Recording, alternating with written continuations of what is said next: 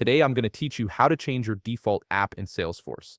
This is particularly useful if you find yourself constantly switching to the same app every time you log in and you want to streamline your workflow by having that app load automatically. Let's start by heading to the top right corner of your Salesforce interface.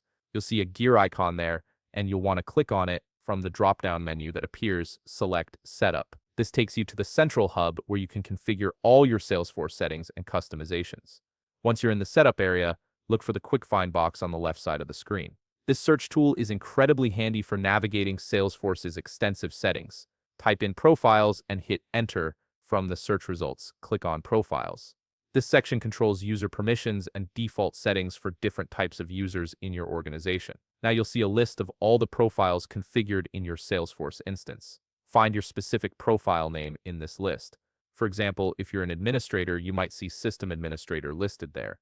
Click on your profile name to open its detailed settings page. On your Profiles page, you'll need to click the Edit button. This unlocks the ability to modify the profile settings. Once you're in edit mode, look for the section labeled Custom App Settings. This is where Salesforce stores the configuration for which apps are available to this profile and which one loads by default. Scroll through the list of apps until you find the one you want to set as your default. Each app will have a row with several columns of information. Look for the column labeled Default. Click in this column next to your desired app.